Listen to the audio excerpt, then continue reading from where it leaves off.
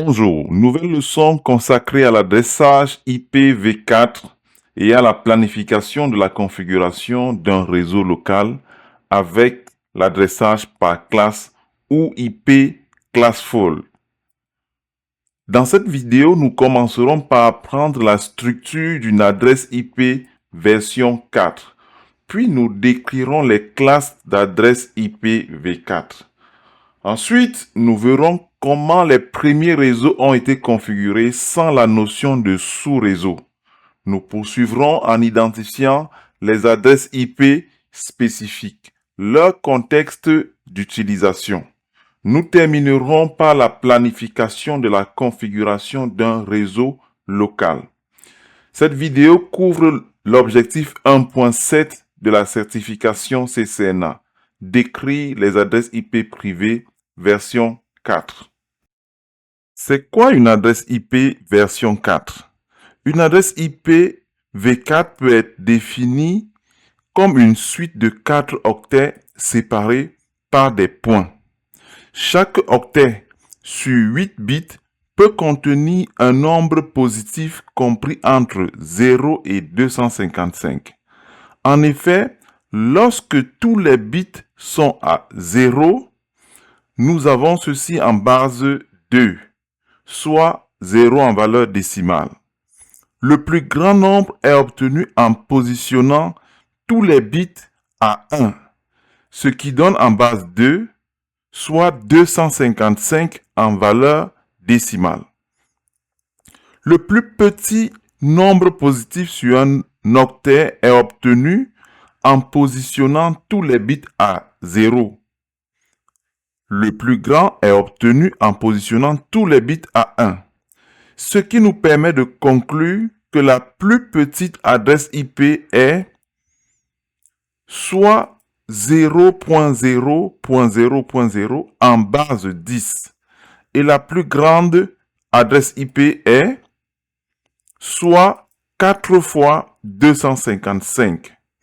À titre d'exemple, nous avons 192.0.2.1 qui est une adresse IP valide, tandis que 192.0.2.256 est une adresse IP non valide, car le dernier nombre 256 ne peut être stocké dans 8 bits.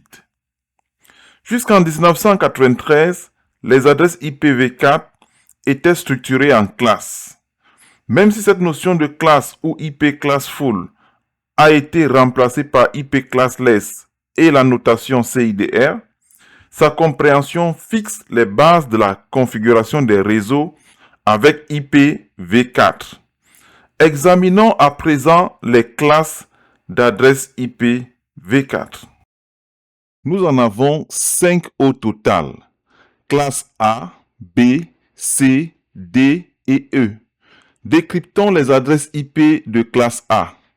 En effet, les adresses IP ont deux parties.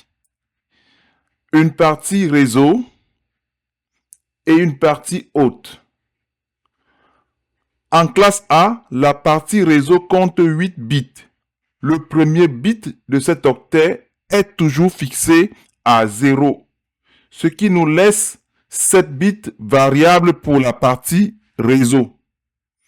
Par conséquent, les adresses IP de classe A iront de 0.0.0.0 à 127.255.255.255. Quand avons-nous besoin d'une adresse IP de réseau de classe A? En effet, nous venons de dire que les adresses IP ont deux parties.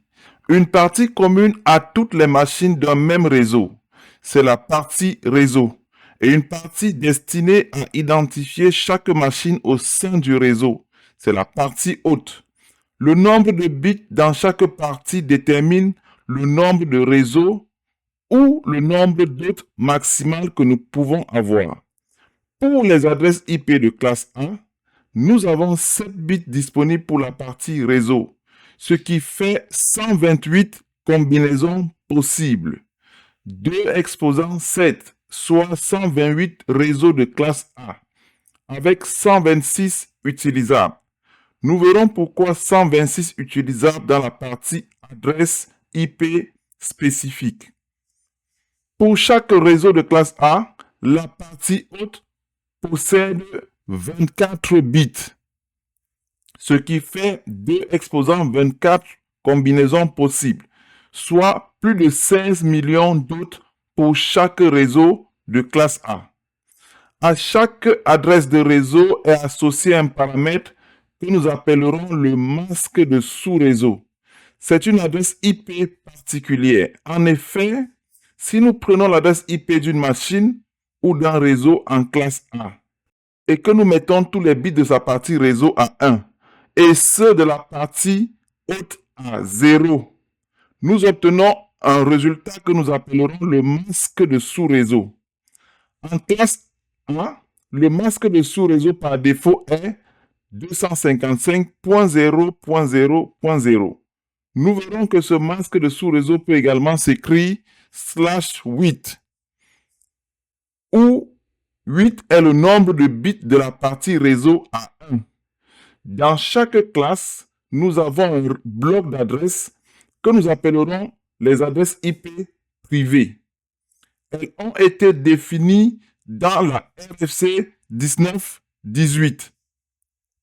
Toute adresse dans la place 10.0.0.0 à 10.255.255.255 est une adresse IP privée de classe A. Qu'est-ce que cela signifie? Que nous pouvons l'utiliser pour configurer notre réseau local sans demander l'autorisation d'un fournisseur d'accès ou de l'IANA. À titre d'exemple, nous avons 10.0.15.254 qui est une adresse IP d'hôte dans le réseau privé 10.0.0/8. Quand est-ce que nous pourrions avoir besoin d'une adresse IP de classe A? Lorsque le nombre d'hôtes dans notre réseau est supérieur ou égal à 65 535, même si c'est très peu courant. Après avoir analysé les adresses IP de classe A, examinons la classe B. Le premier octet a les deux premiers bits fixés à 1, 0. Il nous reste 6 bits sur le premier octet et 8 bits sur le second, soit 14 bits pour la partie réseau et 16 bits pour la partie haute. 14 bits pour la partie réseau, 2 exposants 14, soit 16 384 réseaux en classe B. 16 bits pour la partie haute, 2 exposants 16 moins 2, soit 65 534 hôtes par réseau en classe B.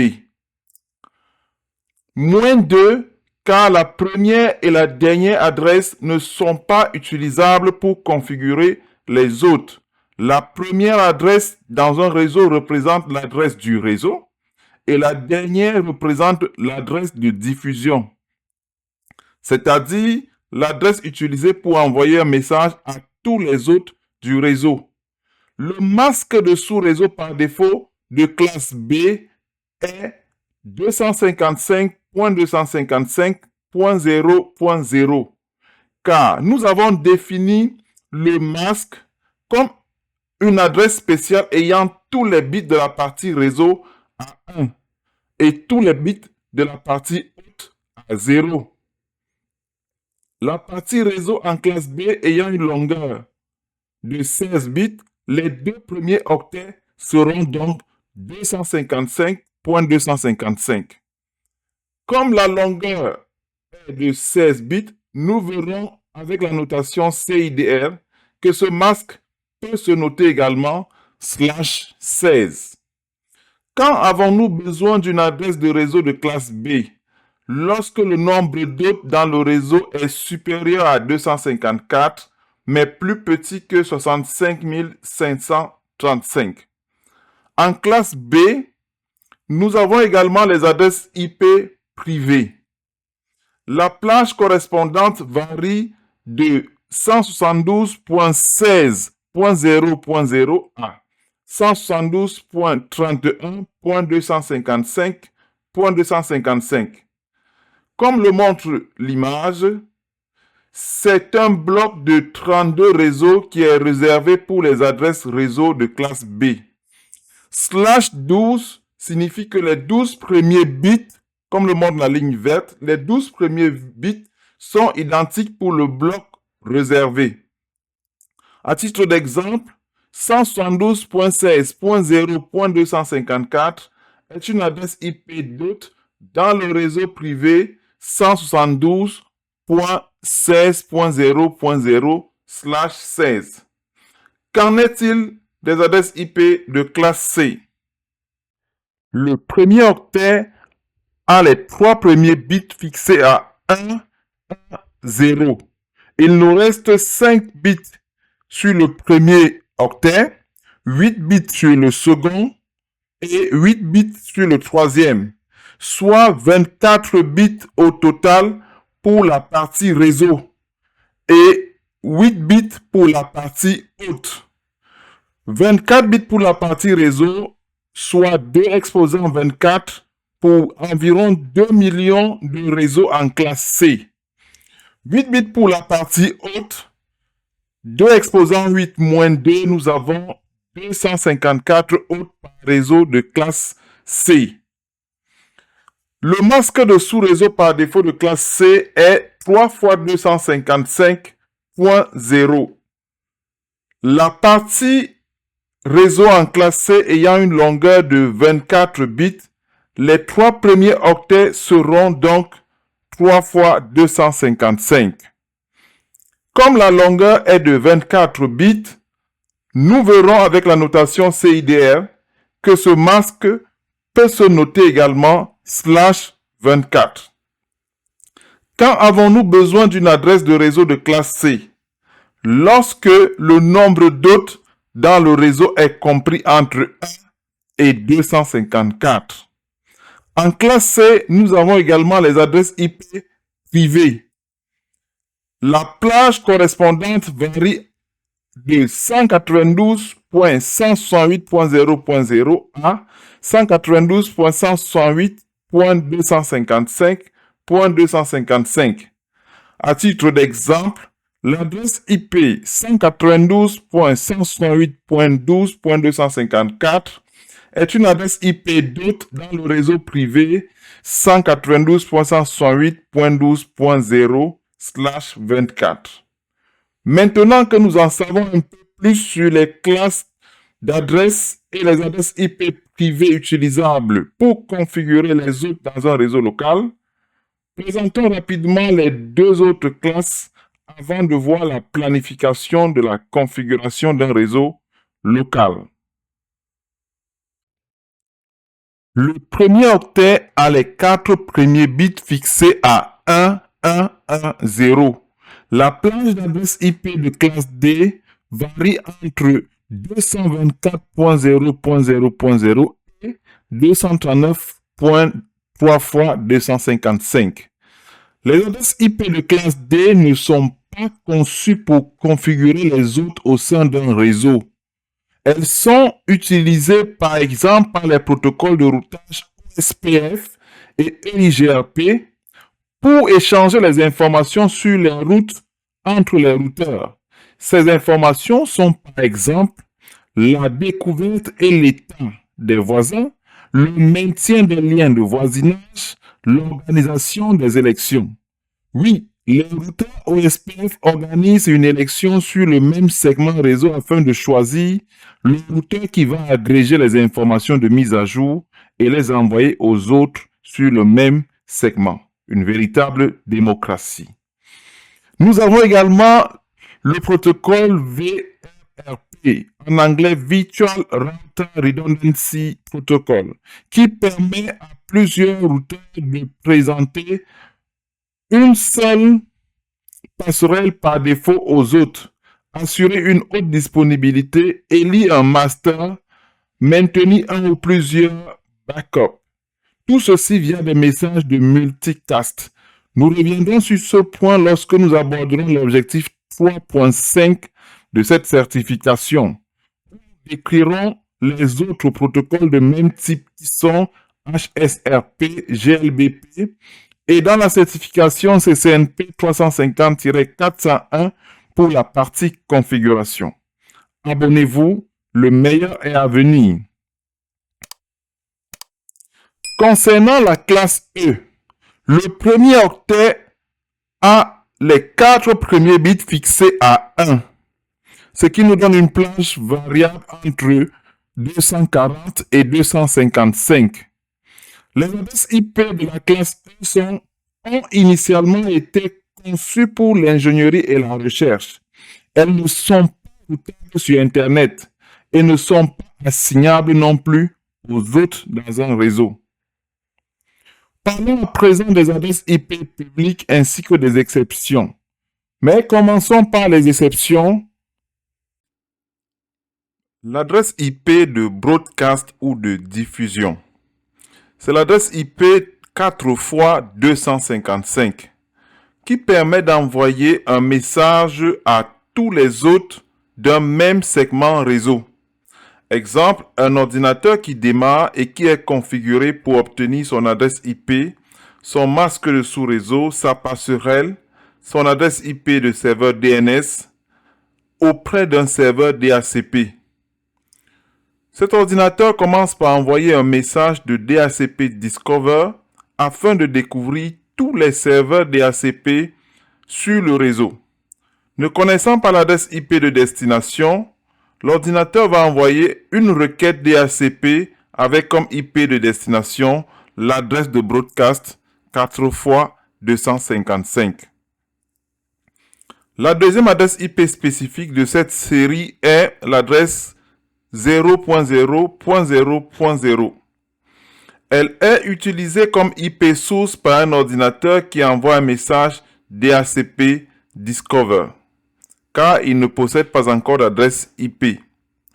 La troisième adresse IP est l'adresse qui représente la route par défaut. C'est une route utilisée dans les tables de routage. À titre d'exemple, supposons que vous vous rendez à une ville V. Vous arrivez à une intersection ayant 5 sorties. Une sortie vous orientant spécifiquement vers les villes A, B, C et D. Puis une sortie vous orientant vers les autres villes. Ne trouvant pas votre compte dans les 4 premières villes, vous prendrez ce que nous allons appeler la route par défaut. Cette route est désignée dans les tables de routage par l'adresse spécifique 4 fois 0/0. La quatrième adresse IP particulière est l'adresse de loopback 127.0.0.0/8. C'est l'adresse de loopback qui est utilisée pour tester la pile de protocoles TCP/IP au sein d'un même hôte.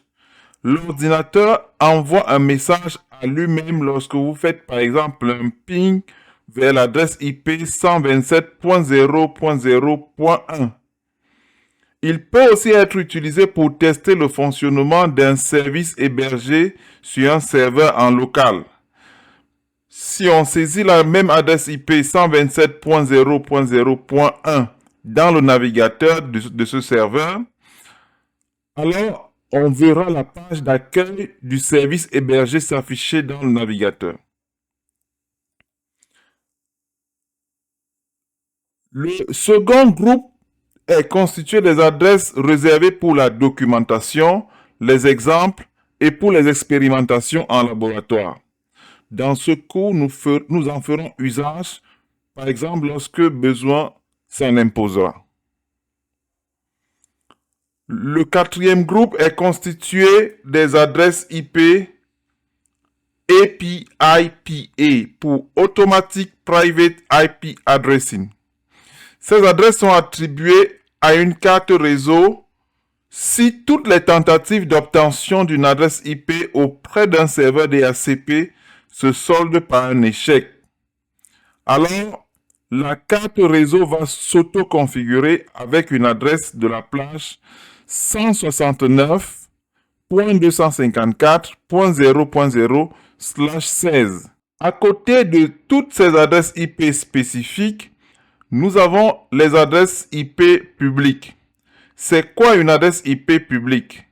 C'est une adresse routable sur Internet qui, contrairement aux adresses IP privées et aux adresses IP spécifiques que nous venons de voir, sont gérées par des organismes de régulation. En IPv4, une adresse IP publique est une adresse IP de classe A, B ou C dont le premier octet varie entre 1 et 223.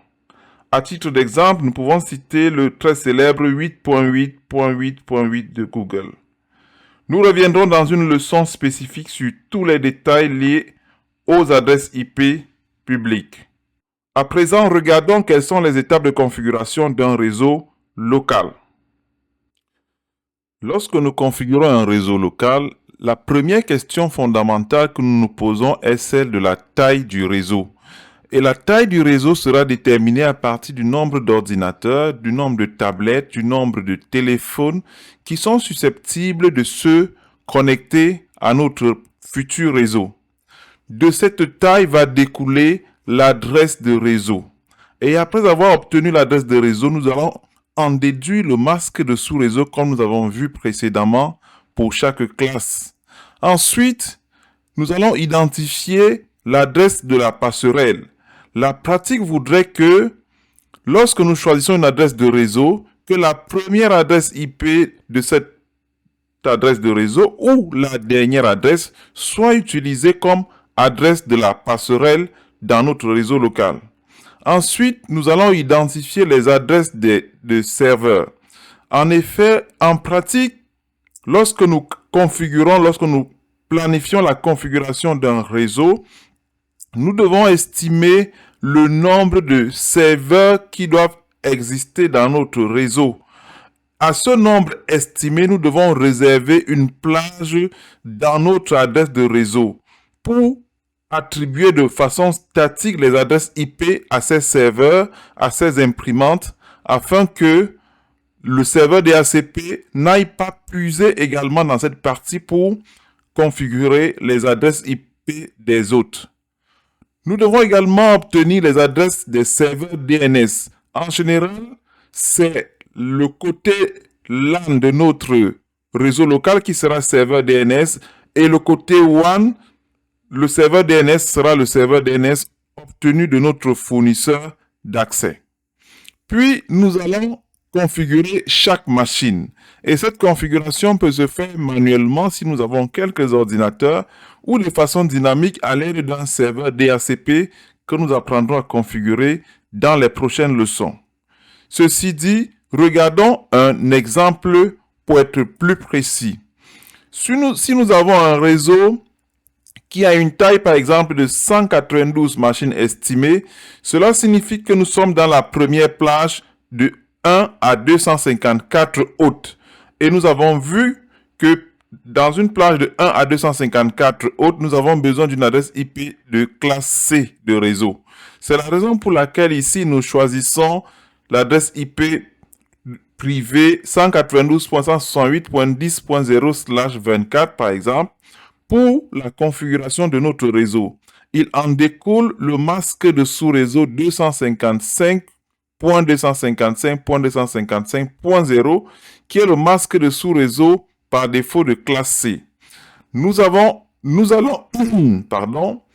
identifier l'adresse de la passerelle 192.168.10.254 comme étant notre adresse IP de passerelle, de gateway, et nous avons choisi la plage 192.168.10.1 à 10.25 pour les serveurs et les imprimantes réseau.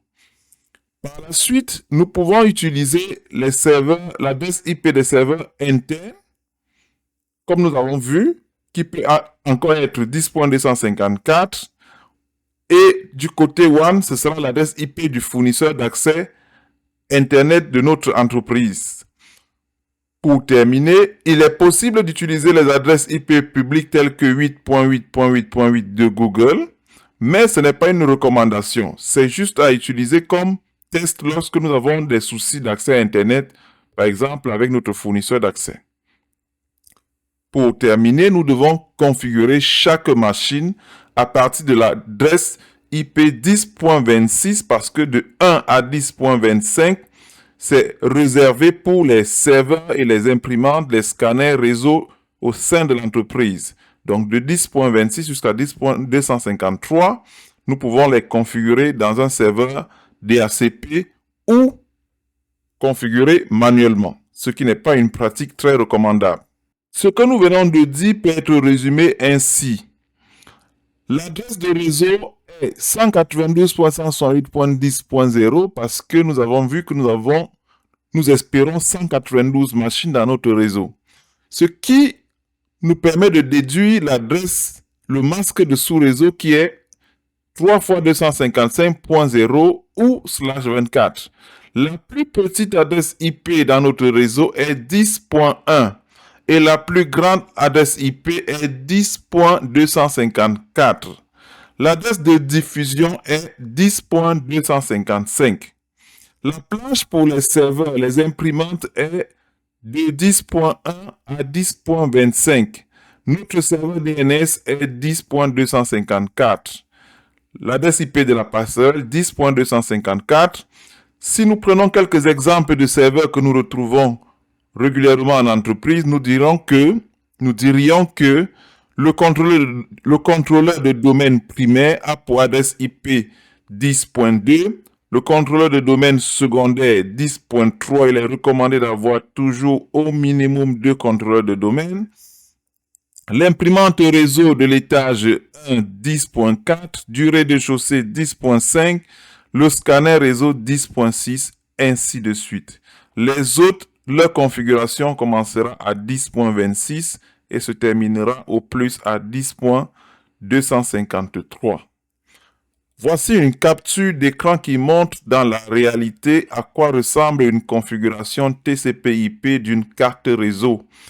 Vous pouvez remarquer que cette configuration a été obtenue à partir d'un serveur DHCP.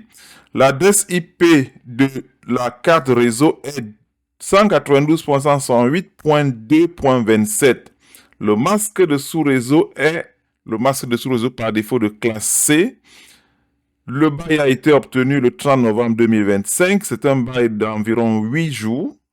Et la passerelle par défaut dans ce réseau local est 2.1. L'adresse du serveur DHCP est 2.1 et l'adresse du serveur DNS 2.1. Nous avons d'autres paramètres sur lesquels nous reviendrons tout au long de cette leçon. À présent, nous sommes arrivés au thème de cette leçon. Qu'est-ce que nous avons appris? Nous avons décrit la structure d'une adresse IP. Par la suite, nous avons décrit les adresses IP privées, ce qui correspond à l'objectif 1.7 de la certification CCNA. Puis, nous avons appris à identifier les adresses IP spécifiques ou particulières. Nous avons poursuivi en procédant à la planification de la configuration d'un réseau local de base. Et nous avons identifié les paramètres de configuration, les paramètres de base pour la configuration d'un hôte en réseau. Nous nous arrêtons ici et nous passerons dans la prochaine vidéo à la mise en pratique de tout ceci. Restez connectés, abonnez-vous, partagez les vidéos, le meilleur est à venir.